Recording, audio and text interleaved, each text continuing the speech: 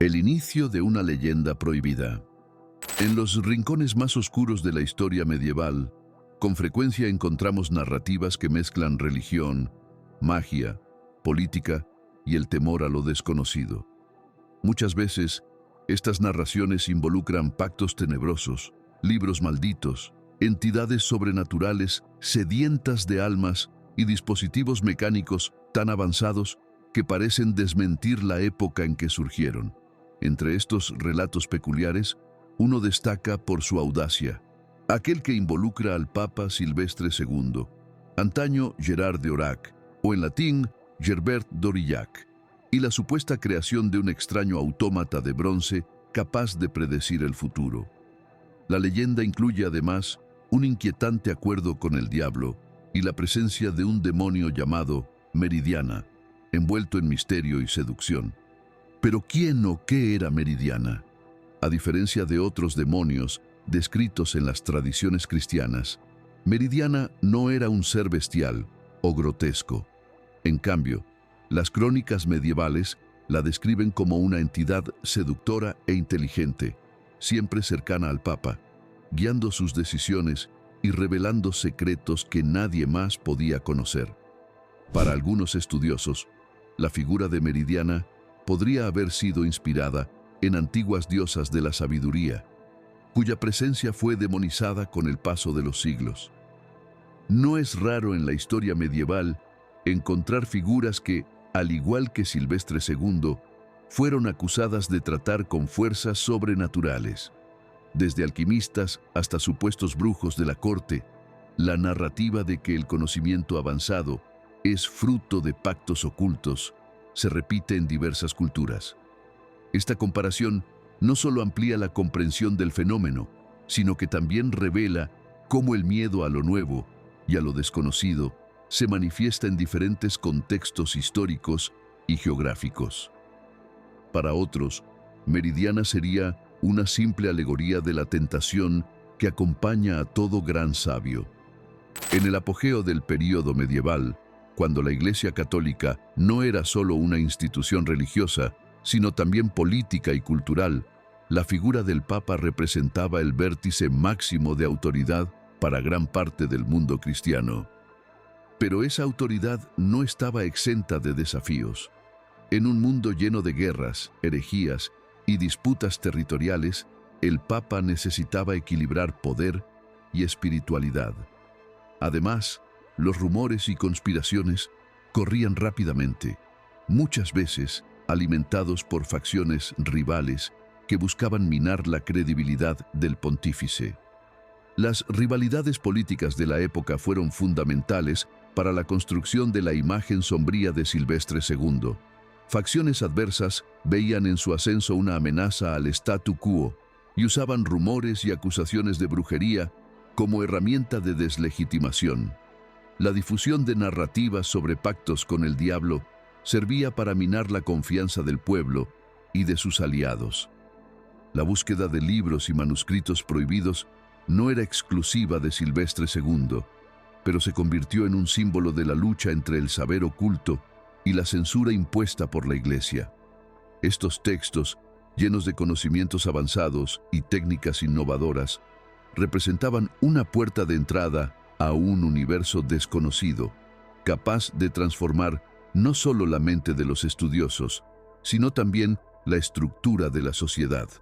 Así, el acto de buscar y adquirir estos manuscritos se transformó en un gesto de rebeldía intelectual, que posteriormente fue interpretado como un pacto con fuerzas maléficas, reforzando la idea de que todo avance intelectual conllevaba un precio alto, pagado en términos de moralidad y fe. En el caso de Silvestre II, su asociación con el conocimiento árabe y sus invenciones peculiares se convirtieron en munición para aquellos que deseaban desacreditarlo y pintarlo como un hereje disfrazado de líder cristiano. Muchos de los papas que ocuparon el trono de San Pedro fueron notables, algunos célebres por sus virtudes, otros envueltos en intrigas y corrupción, y algunos incluso señalados por la posteridad como grandes reformadores o déspotas astutos. Pero lo que diferenciaba a Silvestre II de los demás papas de su época no era solo su origen humilde o su genialidad incuestionable. Lo que realmente lo volvía un enigma era el modo en que su conocimiento parecía trascender los límites del entendimiento medieval. ¿Cómo pudo un hombre que vino de la nada ascender tan rápidamente y dominar campos del saber que eran desconocidos incluso para la mayoría de los estudiosos del clero? Ese desconcierto intelectual generaba desconfianza, y en la mentalidad supersticiosa de la época solo había una explicación plausible: pactos y alianzas ocultas con fuerzas sobrenaturales. En la Edad Media, la línea que separaba ciencia y magia era extremadamente tenue. Los conocimientos que hoy llamamos científicos eran, en esa época, vistos como manifestaciones de lo oculto y lo divino. Así, el uso de instrumentos mecánicos y la aplicación de cálculos precisos por parte de Silvestre II eran interpretados por muchos como señales de que accedía a una sabiduría prohibida. Esa dualidad entre innovación y misticismo no solo alimentaba los rumores de pactos demoníacos, sino que también ilustraba el dilema eterno entre razón y fe, un tema que permea la historia de la humanidad. No obstante, al final del primer milenio, la ascensión al papado de un hombre de orígenes humildes e intelecto inusual llamó la atención de todos los rincones de Europa.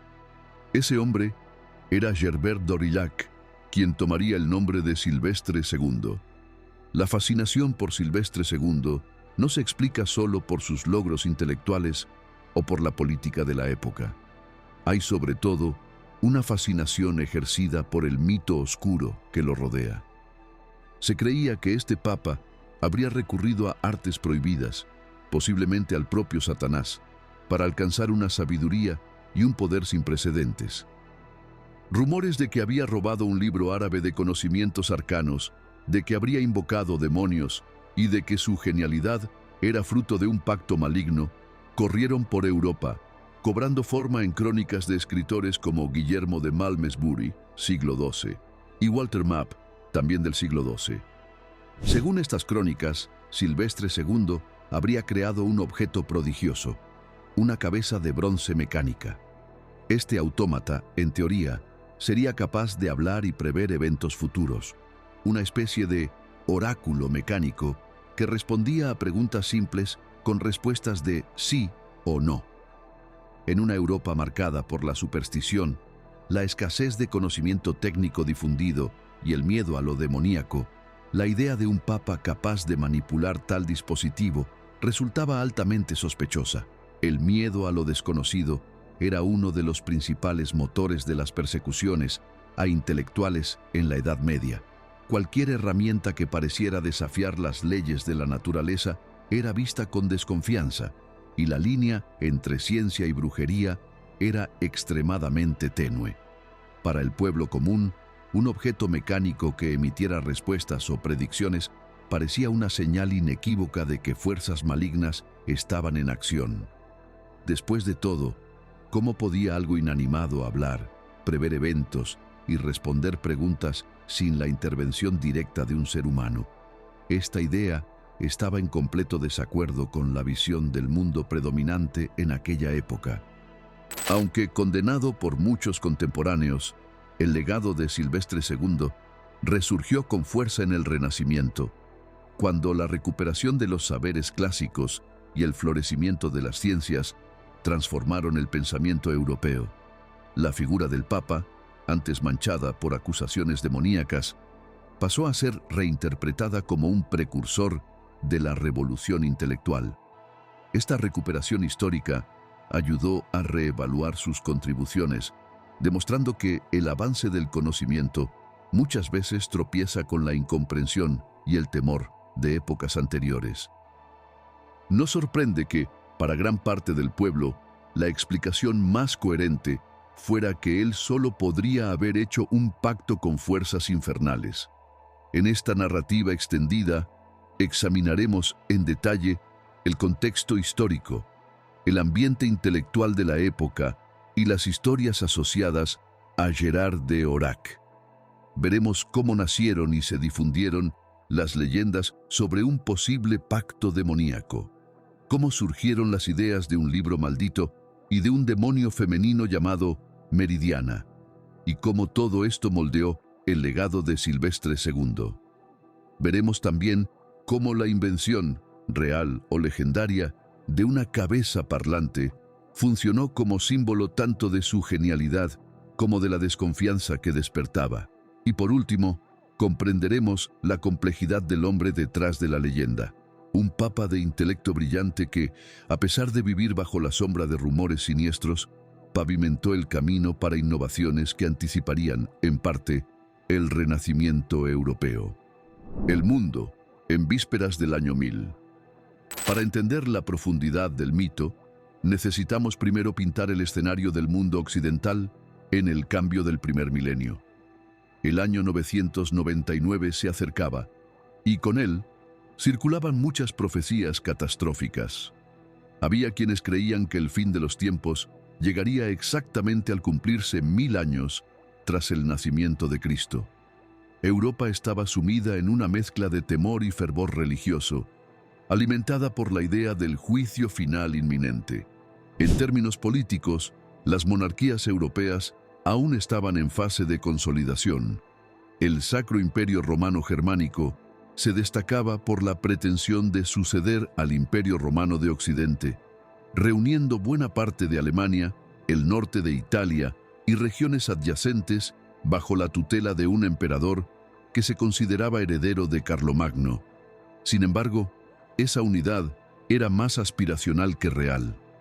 Condes, duques y príncipes mantenían autonomías significativas, y la relación del emperador con el papa solía estar llena de tensiones e intereses mutuos.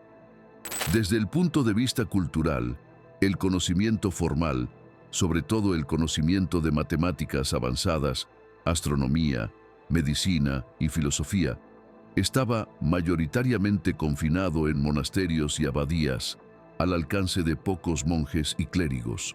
En las escuelas catedralicias, que comenzaban a surgir en centros urbanos, se enseñaba el trivium, gramática, retórica y lógica, y el quadrivium, aritmética, geometría, música y astronomía. No obstante, el nivel de profundidad era, en general, modesto. Muchos textos de la antigüedad clásica se habían perdido en Europa, aunque una parte considerable de ese saber había sido preservada y expandida por los estudiosos del mundo islámico. Dentro de las fronteras de Al-Ándalus, la España islámica, florecía un crisol cultural en el que sabios árabes, judíos y cristianos mozárabes traducían, comentaban y desarrollaban obras de filósofos griegos y romanos, además de crear innovaciones propias. Allí, la astronomía, el álgebra y la medicina, por ejemplo, habían dado pasos significativos en comparación con la mayor parte del resto de Europa.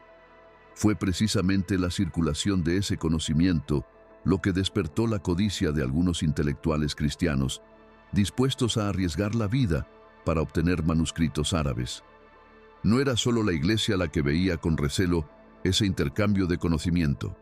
Reyes y nobles también temían el impacto de la difusión de saberes extranjeros, pues eso podría debilitar sus posiciones de poder. Dominar el conocimiento era, de cierta forma, dominar el mundo. En el caso de Silvestre II, la facilidad con la que absorbía y aplicaba los conceptos islámicos de astronomía, mecánica y matemáticas era algo sin precedentes. Las leyendas que rodean a Silvestre II y la enigmática cabeza de bronce trascendieron el tiempo y hoy inspiran películas, libros y series que exploran la intersección entre historia, ciencia y ocultismo. Esa influencia en la cultura popular resalta cómo los mitos medievales siguen vivos, despertando el interés contemporáneo por historias que mezclan realidad y ficción de manera cautivadora. El aura de misterio que envuelve al Papa alimenta un imaginario que resuena con la eterna búsqueda de conocimiento y la comprensión de lo inexplicable. Eso no hacía más que aumentar los rumores de que él había sido instruido por entidades sobrenaturales o que poseía acceso a conocimientos prohibidos para los hombres comunes. Las rutas de peregrinación también estaban en ascenso. Miles de fieles atravesaban países enteros para llegar a santuarios de santos venerados, o en casos más osados, intentaban llegar hasta Jerusalén, la meta suprema de la fe cristiana. Estos viajes facilitaban el intercambio cultural, aunque no a gran escala. En este contexto, las noticias, rumores y habladurías se difundían poco a poco, adquiriendo contornos fantásticos a medida que pasaban de boca en boca. Basta imaginar cómo sonarían las historias de un sacerdote o monje que supiera astronomía avanzada al punto de predecir eclipses o calcular posiciones celestes con mayor precisión que los astrónomos comunes. ¿No sería sorprendente que muchos lo acusaran de brujería o de vínculos con el diablo? Por lo tanto, al pensar en la figura de Gerberto de Aurillac, quien surgiría poco antes del amanecer del año 1000, debemos tener en cuenta lo siguiente: no solo era un hombre excepcionalmente sabio para su época, sino que también vivía en una era impregnada de supersticiones y expectativas sobre el fin del mundo. Este telón de fondo ayudó a nutrir los mitos que llegarían a rodearlo, desde el episodio del libro prohibido hasta las historias de encuentros demoníacos. La juventud de Gerberto de Aurillac. Gerberto de Aurillac, o Gerard de Aurillac, nació alrededor del año 940, en una pequeña localidad de la región de Auvernia, en Francia. No hay registros detallados sobre su familia, pero el consenso es que provenía de una línea humilde, posiblemente campesinos o pastores. El hecho de no ser noble hace aún más notable su posterior ascenso, ya que la carrera eclesiástica, en aquel tiempo, dependía muchas veces de conexiones familiares y de recursos económicos para costear los estudios. Los primeros relatos sobre Gerberto destacan su sed inusual de conocimiento. Se dice que siendo niño, ya mostraba afinidad por la observación de las estrellas, pasando largas horas contemplando el cielo nocturno mientras pastoreaba ovejas. Sus habilidades pronto llamaron la atención de un sacerdote o abad local, los relatos varían, quien decidió acogerlo en un monasterio benedictino para que recibiera instrucción formal. La orden benedictina, desde muy temprano, valoraba el estudio como parte de su regla monástica, lo cual benefició enormemente al joven Gerberto. Entre los años 960 y 963, estiman los historiadores, Gerberto habría ingresado al monasterio de Saint-Géraud d'Aurillac.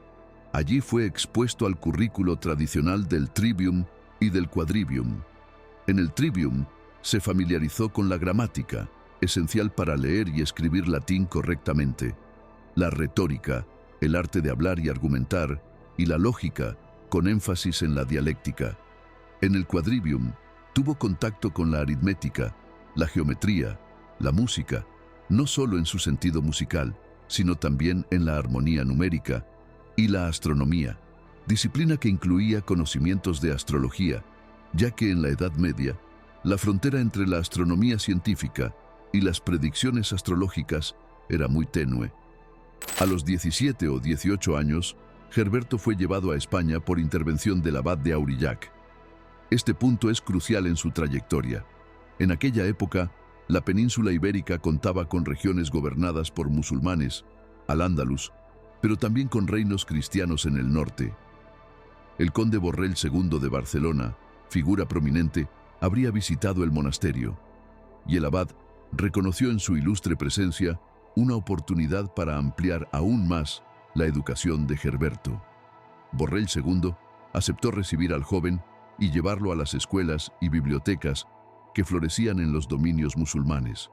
Allí, Gerberto habría tenido acceso a tratados de matemáticas y astronomía mucho más avanzados que los disponibles en el resto de la Europa cristiana. Es en este periodo cuando surgen las primeras insinuaciones sobre un libro prohibido.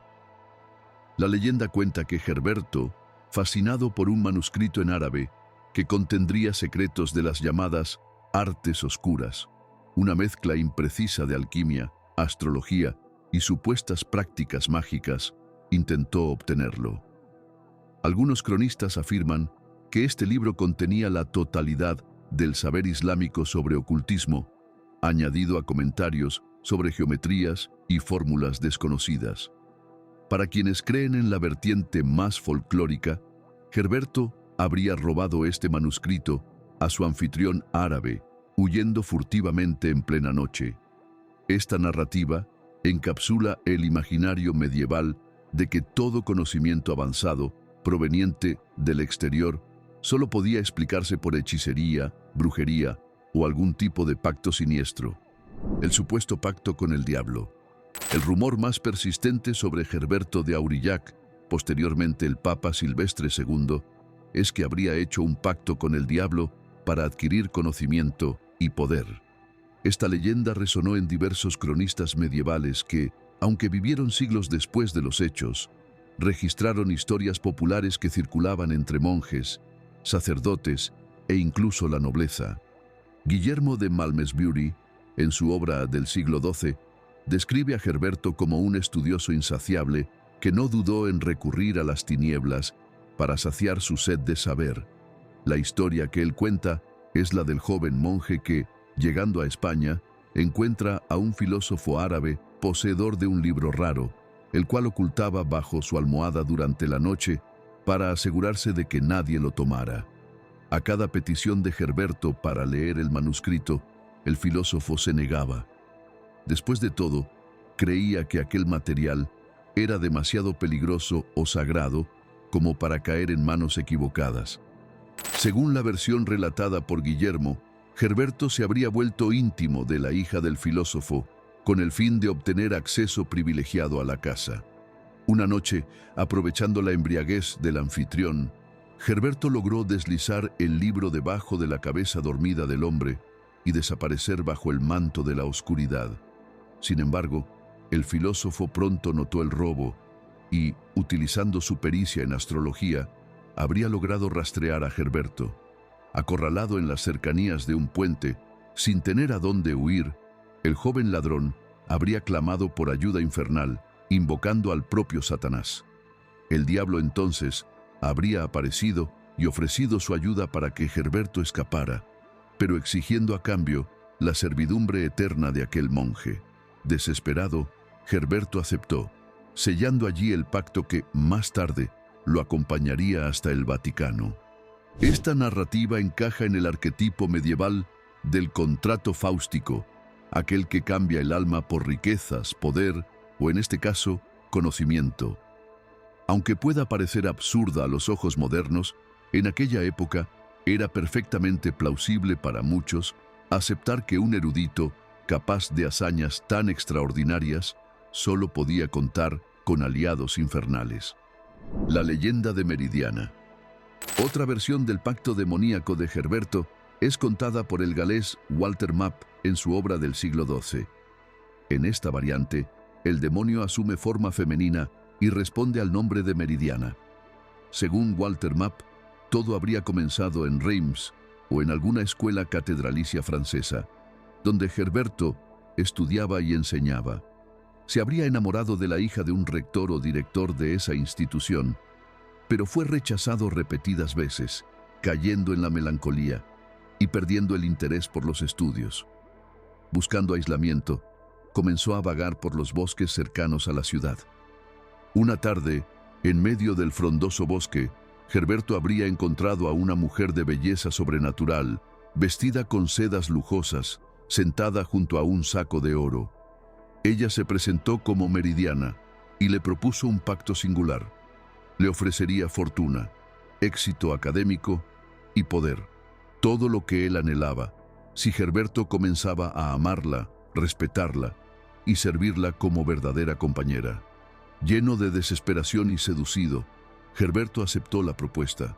A partir de ese momento, Meridiana se habría convertido en su musa y también en la fuente de una influencia oscura que lo guiaría hacia el papado. En esta historia, Meridiana desempeña el papel de consejera y protectora. Siempre que Herberto enfrentaba un desafío, era ella quien le proporcionaba soluciones sorprendentes. A veces, se dice, aparecía en sus aposentos bajo la forma de una luz pálida o una sombra que le susurraba al oído. A medida que Gerberto ascendía en la jerarquía eclesiástica, Meridiana se aseguraba de que superara enemigos y conquistara aliados. Muchos incluso especulaban que no solo era un demonio, sino la principal agente de Satanás en la tierra, utilizando a Gerberto como marioneta para alcanzar posiciones de poder en la iglesia.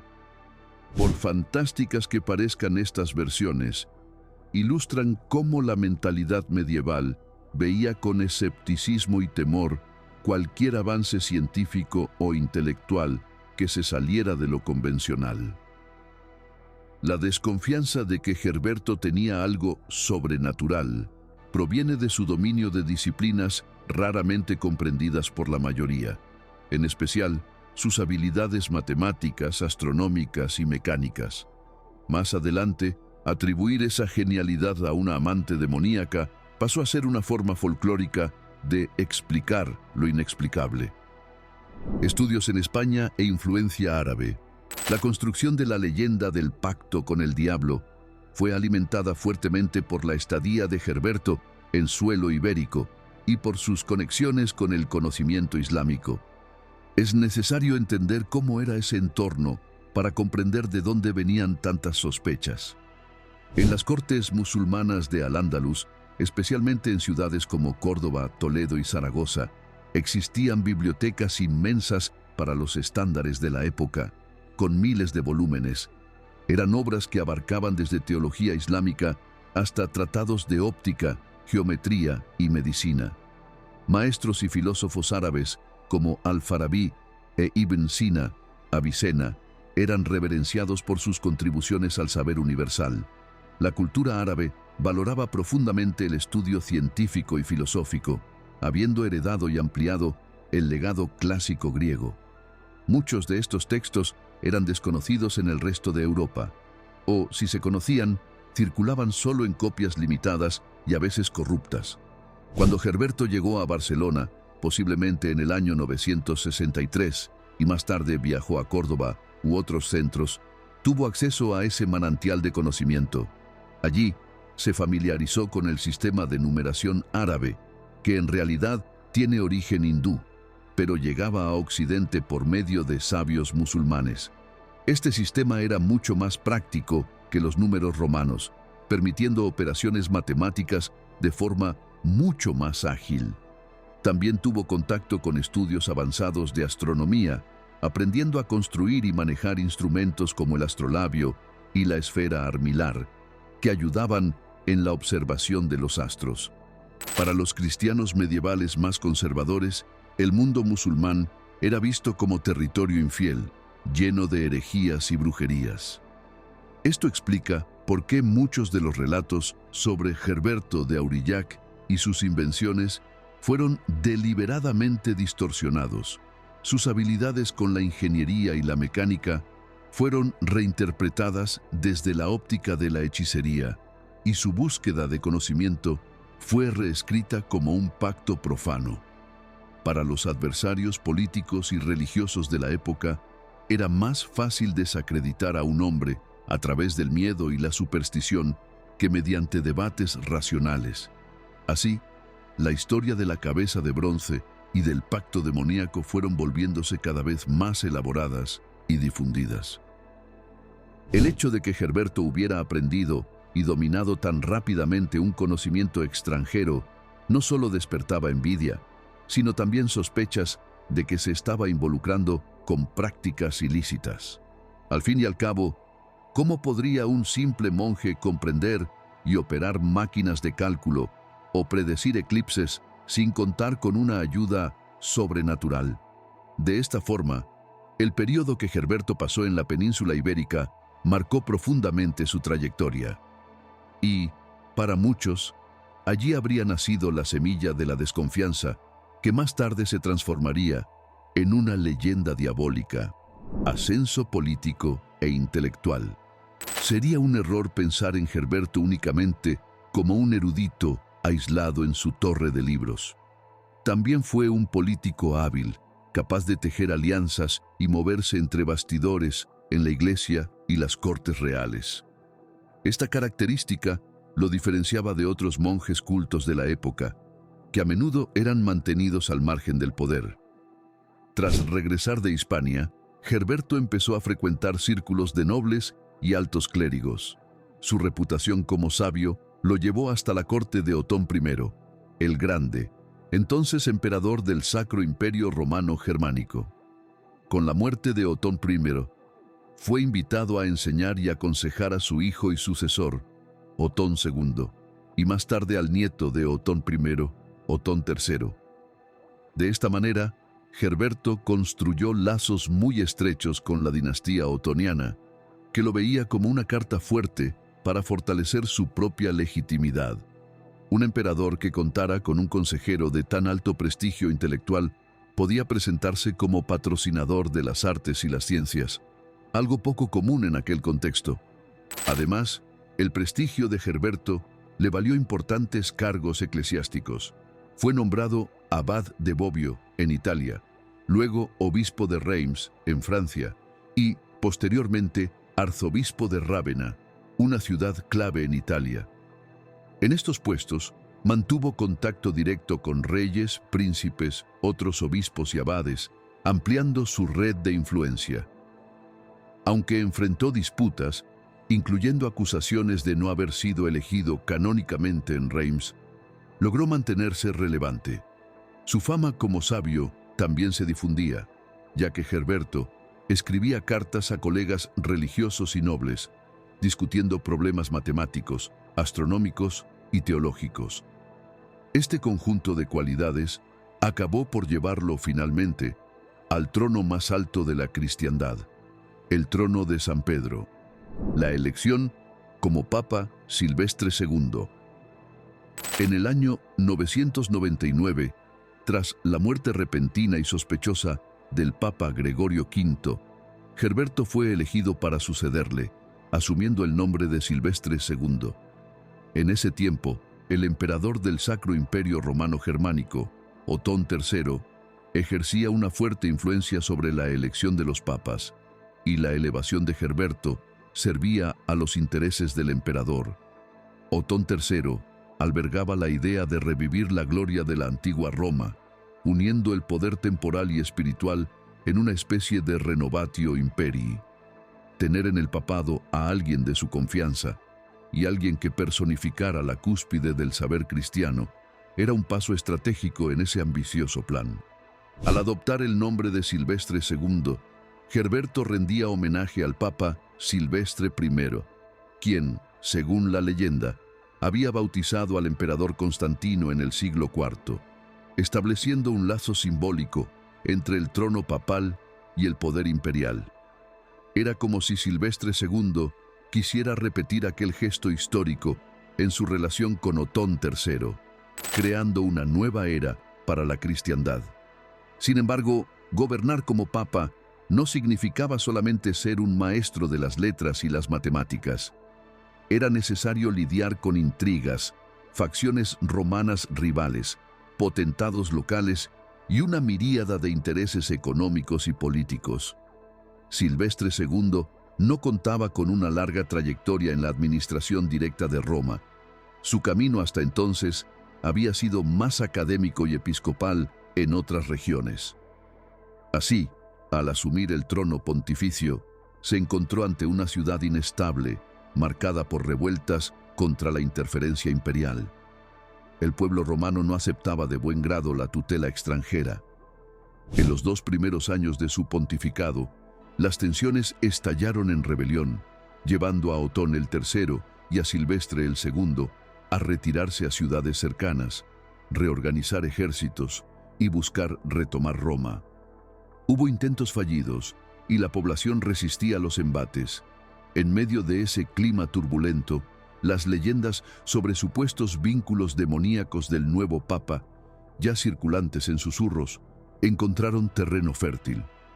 Es común que, en tiempos de crisis, las personas busquen chivos expiatorios o culpen a fuerzas ocultas por sus dificultades. El contexto del Sacro Imperio Romano Germánico. La relación entre el papado y el imperio siempre fue compleja, Desde el reinado de Carlomagno, coronado emperador en el año 800, existía la expectativa de que el líder secular de Occidente cristiano y el líder religioso cooperaran para guiar a la cristiandad. En la práctica, sin embargo, existían conflictos de poder que se extendieron por siglos y generaron disputas tan intensas como las guerras entre reinos. En la época de Silvestre II, Otón III era un joven idealista que soñaba con la construcción de un imperio universal, donde Roma sería el centro tanto político como espiritual. Para ello, Otón III necesitaba asegurar un papa aliado. Así fue como Gerberto, obispo de Reims y luego de Rávena, ascendió al puesto más alto de la Iglesia Católica. Pero el poder papal también estaba sujeto a las intrigas de familias romanas poderosas, como los Crescenzi y los Túsculo, que controlaban la ciudad mediante clientelismo y violencia. La muerte prematura de Otón III, en el año 1002, dejó a Silvestre II sin su mayor protector y con escaso apoyo militar. Ese evento selló el destino de Silvestre II. Sin la protección del Sacro Imperio Romano Germánico, su posición como papa se debilitó y las voces que lo acusaban de brujería ganaron aún más fuerza. Muchas de sus reformas fueron abandonadas y su imagen pasó de ser la de un reformador visionario a la de un hereje potencial. Su muerte poco tiempo después fue interpretada por algunos como un castigo divino y la leyenda del Papa hechicero ganó aún más fuerza, consolidándose en el imaginario popular por generaciones. Algunos creen que, sin la mano firme del emperador, el Papa se vio obligado a hacer concesiones para permanecer en el trono.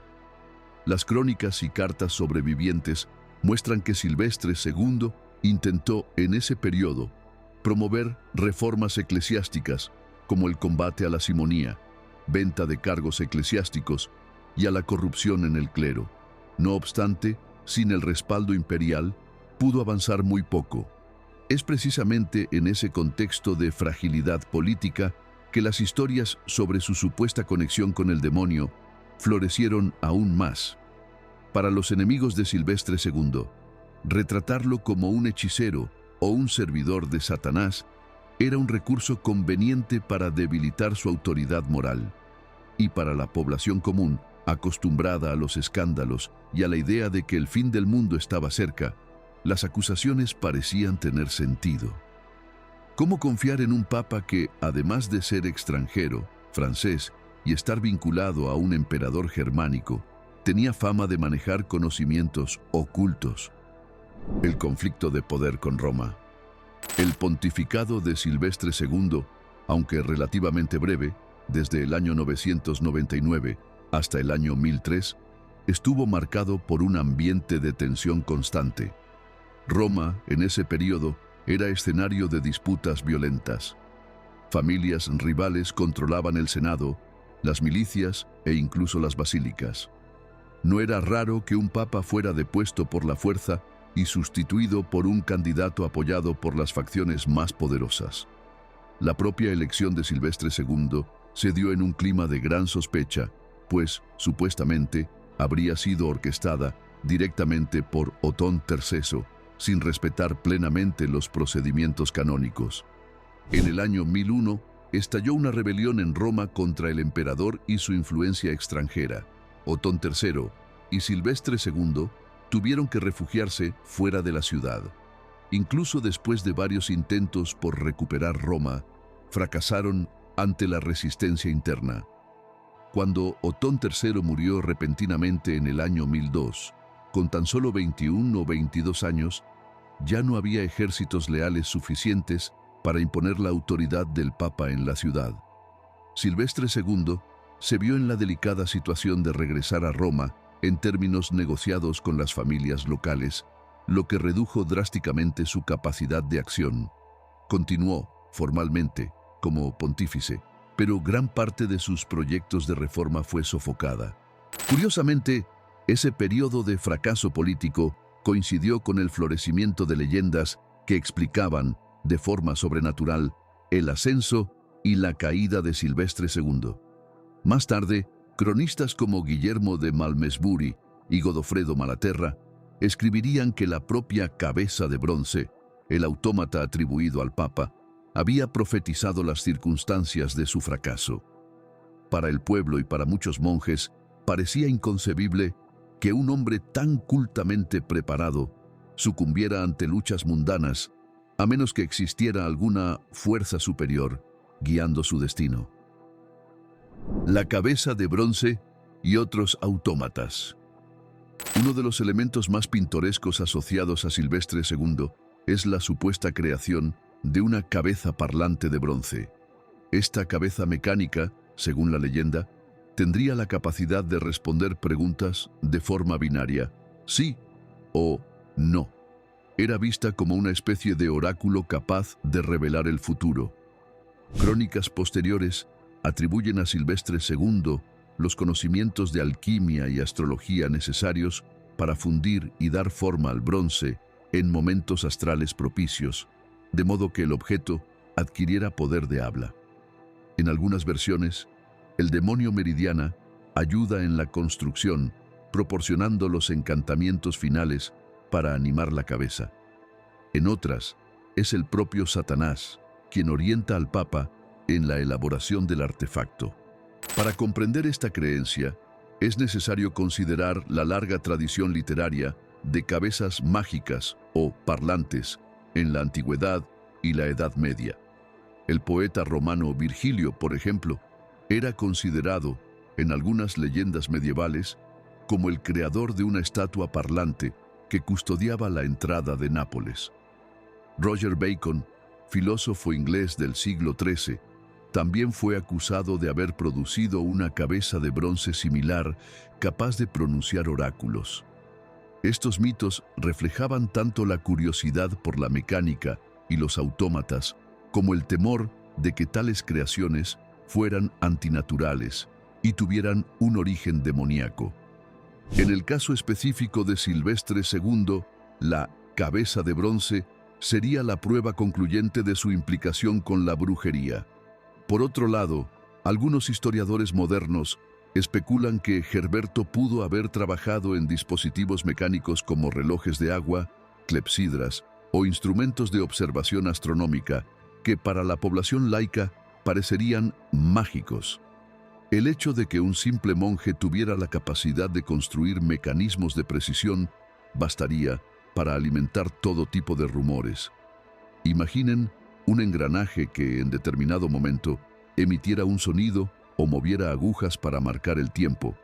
Eso, a los ojos de campesinos y hasta de nobles poco instruidos, podría ser visto como un ser mecánico parlante. La historia afirma que la cabeza de bronce pronunció una terrible profecía a Silvestre II. Jamás debía celebrar misa en Jerusalén, pues allí llegaría el fin de su vida, y el diablo vendría a reclamar su alma. Esa profecía, además de reforzar el aura mística en torno al Papa, también servía como una advertencia moral para los fieles de la época. La idea de que alguien que buscara sabiduría más allá de los límites impuestos por la Iglesia pudiera ser castigado directamente por el diablo era un mensaje claro. El conocimiento debía ser controlado y restringido. El temor a esa condena divina era tan fuerte que, incluso siglos después de su muerte, la figura de Silvestre II seguía utilizándose como ejemplo de alguien que se atrevió a ir demasiado lejos en su búsqueda del saber. Durante años, el Papa habría evitado cualquier viaje a Tierra Santa para escapar de su destino, pero, por una trampa semántica, acabó predicando en la Basílica Santa Croce in Gerusalemme, en Roma, consagrada a la Santa Cruz de Jerusalén. Así, inadvertidamente, habría cumplido la condición de la profecía, enfermando y falleciendo poco después. Las acusaciones de hechicería. Las alegaciones de hechicería contra Silvestre II no se limitaban a la leyenda de la cabeza de bronce. Otros relatos decían que utilizaba la necromancia, el arte de comunicarse con los muertos, consultaba los astros para predecir el futuro y poseía espejos encantados en los que veía imágenes de lugares distantes. Hay quienes sostenían que podía transformarse en cuervo o volar montado sobre un demonio alado. Naturalmente, la mayoría de estas historias es fruto de interpretaciones populares de su conocimiento astronómico y mecánico. La Edad Media estaba llena de relatos de hombres y mujeres acusados de brujería por comprender mejor que otros las fuerzas de la naturaleza. Curanderos eran tratados como hechiceros, astrólogos como profetas demoníacos y alquimistas como brujos que manipulaban la materia mediante rituales siniestros. En el caso de Herberto, el hecho de que fuera papa hacía que la acusación resultara especialmente chocante, pues, en teoría, la figura papal representaba la mayor autoridad espiritual del cristianismo occidental. Es emblemático que las crónicas que citan estas historias negativas sean, en su mayoría, posteriores a la muerte de Silvestre II. Durante su pontificado ya enfrentaba desconfianzas, pero la construcción del mito negro se intensificó con el paso de las décadas y los siglos, posiblemente incentivada por enemigos políticos de los sucesores de Silvestre, o incluso por monjes que no comprendían la osadía de alguien que admiraba la ciencia árabe y que intentó, de cierta forma, acercar la Iglesia a un conocimiento secular. Al mismo tiempo, no podemos olvidar que Herberto, como hombre de Iglesia, era devoto en sus prácticas. Cartas históricas muestran que conducía debates teológicos sólidos y se preocupaba por la correcta interpretación de las Escrituras. La reforma de la Iglesia que intentó promover tenía como objetivo moralizar al clero, combatiendo la simonía y otras formas de corrupción. Estas iniciativas se alinean mucho más con la figura de un reformador iluminado que con la de un brujo satánico. Las reformas de Silvestre II y su legado intelectual. A pesar de su pontificado turbulento, Silvestre II es recordado por los historiadores como un pionero en diversas áreas. Introdujo, o al menos popularizó, el uso de los llamados números arábigos en algunos círculos eclesiásticos y académicos, defendiendo su adopción por la facilidad de cálculo que ofrecían. También se esforzó por mejorar los métodos de enseñanza de las artes liberales, trivium y quadrivium, insistiendo en la importancia de la aritmética y la astronomía para la comprensión del universo creado por Dios. En sus cartas, discutía problemas matemáticos que desafiaban a colegas y discípulos, como la resolución de ecuaciones simples de álgebra y el uso de ábacos con valores posicionales. Hay quienes creen que Herberto llegó a construir un precursor del reloj mecánico, aunque esta teoría es más especulativa. Se sabe, sin embargo, que fabricó o mandó fabricar esferas armilares para estudiar el movimiento de los astros y posiblemente relojes de sol y clepsidras. En el campo teológico, defendía el retorno a la simplicidad de los primeros cristianos, sin caer, no obstante, en herejías ni desafiar dogmas. Predicaba que los clérigos debían abstenerse de prácticas de compra y venta de cargos, simonía y de mantener concubinas, ambas conductas que manchaban la credibilidad de la Iglesia. En ese sentido, Silvestre II anticipó en parte el espíritu de las grandes reformas que tendrían lugar en los siglos XI y XII, como la Reforma Gregoriana. Sin embargo, sus iniciativas fueron de corta duración, en gran parte por la brevedad de su pontificado y por las crisis políticas de su tiempo. La muerte de Otón el III y la falta de apoyo interno en la curia romana debilitaron mucho su posición. Aún así, es correcto decir que sembró semillas de renovación intelectual y espiritual que solo florecerían plenamente generaciones más tarde. La profecía de Jerusalén y la muerte del Papa. Entre las leyendas que rodean a Silvestre II, quizá la más famosa sea la de la profecía de que el diablo vendría a reclamarlo en cuanto predicara en Jerusalén. Cuando se habla de Jerusalén, la mayoría de las personas imagina la ciudad sagrada en Oriente Medio, pero en Roma existe una importante basílica consagrada a la Santa Cruz de Jerusalén, construida para albergar reliquias que supuestamente vinieron de Tierra Santa. Así, era común que esa iglesia fuera llamada simplemente Basílica de Jerusalén. Cuenta la leyenda que la cabeza de bronce o un demonio habría advertido al Papa: «Jamás reces misa en Jerusalén, de lo contrario, tu fin estará cerca». Convencido de que no viajaría a Tierra Santa, Silvestre II se creía protegido de la amenaza, pero terminó predicando, sin darse cuenta de la profecía, en la Basílica de la Santa Cruz en Jerusalén, en Roma. Poco tiempo después, habría caído gravemente enfermo, y al percibir que no había cura, confesó en su lecho de muerte su pacto satánico a los cardenales, pidiendo que su cuerpo fuera desmembrado y esparcido por la ciudad para expiar sus pecados. Así, Satanás no podría reunirlo para llevarse su alma.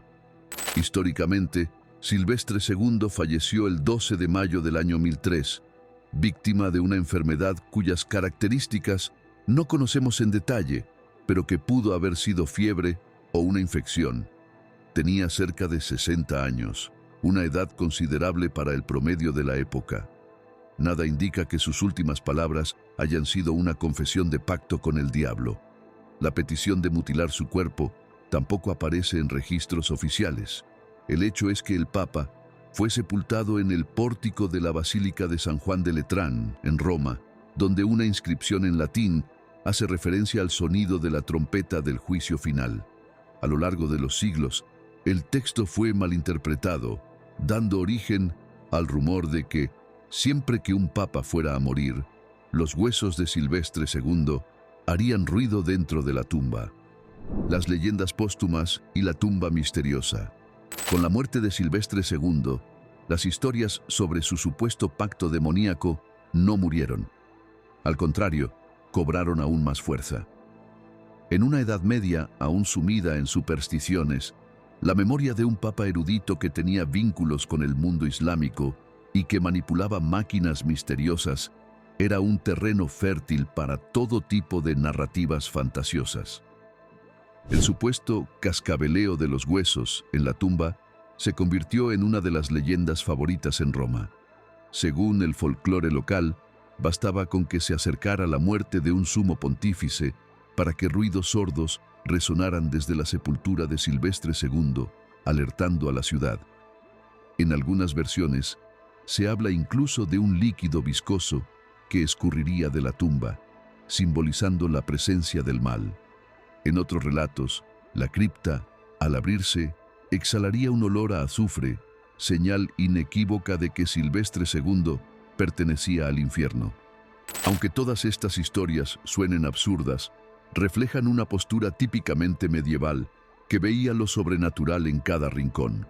Para el pueblo, el destino póstumo de un papa que hiciera cualquier concesión a las artes árabes solo podía ser la condena eterna. La leyenda del cascabeleo y del azufre servía como ejemplo moral. Incluso el jefe de la iglesia, si se atrevía a involucrarse con fuerzas profanas, no escaparía del castigo divino. Este tipo de narrativa era una estrategia común en la Edad Media para reforzar el control sobre la fe popular. La demonización de figuras intelectuales no solo justificaba la censura del conocimiento, sino que también garantizaba que el poder de la Iglesia permaneciera incuestionable. En el caso de Silvestre II, esta construcción fue particularmente eficaz. Siglos después, su nombre aún carga con la dualidad entre el sabio y el hechicero, el innovador y el hereje. Paradójicamente, la curiosidad en torno a la tumba estimulaba peregrinaciones y alimentaba la fama de Silvestre II, aunque de forma negativa. Incluso, hoy en día, algunas visitas guiadas en Roma hacen mención a la tumba del Papa hechicero, destacando que se trata de una de las leyendas locales más intrigantes. Históricamente, las investigaciones en la tumba no encontraron nada más que los huesos y los restos mortales normales de un hombre medieval. La inscripción en latín, interpretada por muchos como indicativa de que él haría ruido, en realidad es un versículo litúrgico que remite al día del juicio, cuando, según la doctrina cristiana, todos los muertos resucitarán. Influencia en el Renacimiento y en la posteridad. A pesar del sesgo negativo que difundieron sus leyendas, Silvestre II fue, para muchos intelectuales, un precursor del Renacimiento. Es cierto que no vivió para ver florecer el período renacentista, ya que eso ocurriría varios siglos más tarde. Pero hay quienes sostienen que sus iniciativas para acercar la Iglesia al saber laico, su interés por la ciencia árabe y su énfasis en la razón, abrieron brechas que influirían en generaciones posteriores. Las ideas que él defendía, como el uso de los números arábigos, la valorización de la astronomía y la necesidad de renovar la Iglesia, encontraron eco en el movimiento escolástico de los siglos XI y XII.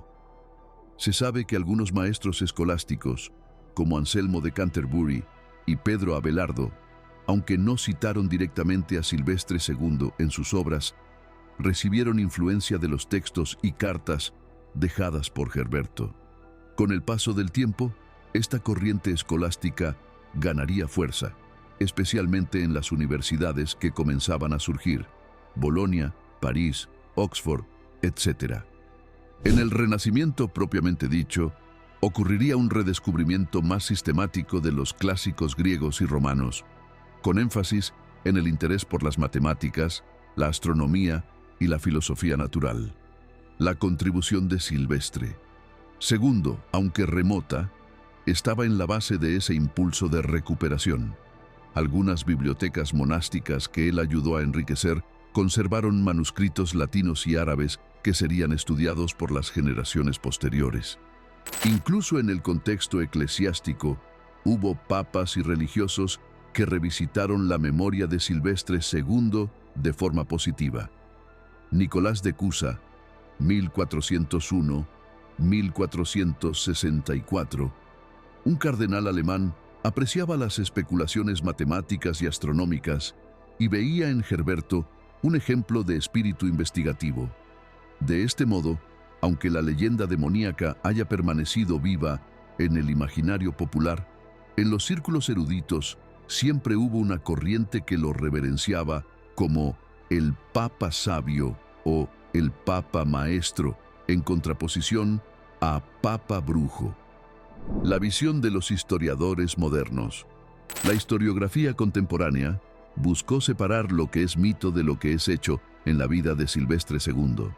Los estudiosos coinciden en que fue una figura excepcional para su época, alguien que realmente contribuyó a difundir métodos más avanzados de cálculo, de estudio astronómico y de educación.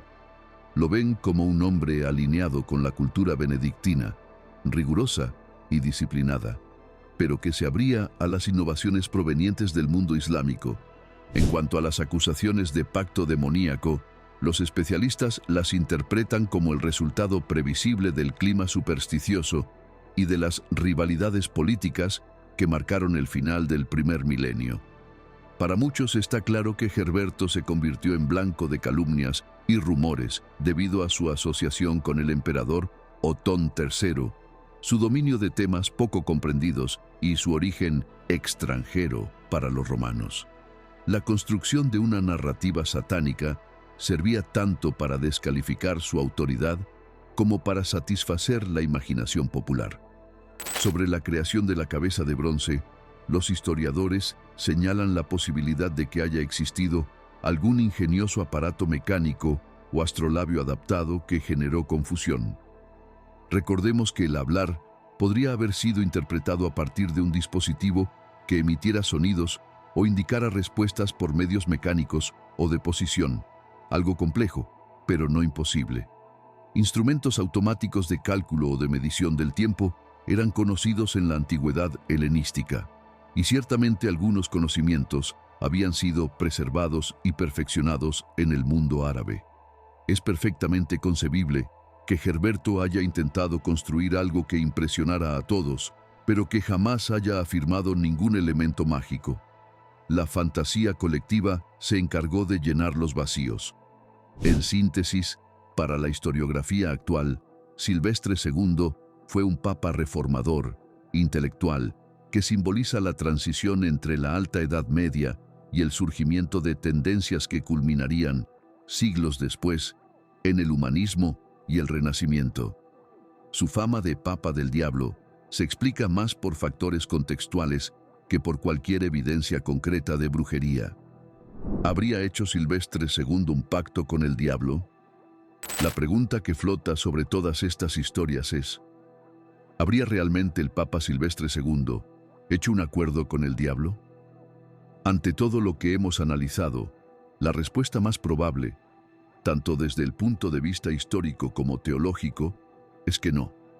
Las leyendas que rodean su nombre surgieron en un periodo de miedo y fervor apocalíptico, alimentadas por la ignorancia sobre conocimientos científicos que hoy nos parecen elementales. Sin embargo, no se debe subestimar la fuerza de esas leyendas.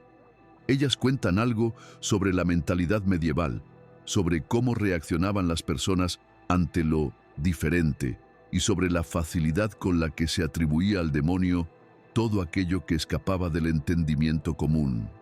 También revelan la intrincada red de disputas políticas y eclesiásticas, en la que rumores y difamaciones se convertían en armas poderosas para destruir reputaciones. Ante una población que ya temía el fin del mundo cerca del año 1000, bastaba un hombre culto, con contactos fuera del círculo convencional, en el mundo islámico, y listo. La imaginación popular encontraba todos los elementos para crear una narrativa de brujería.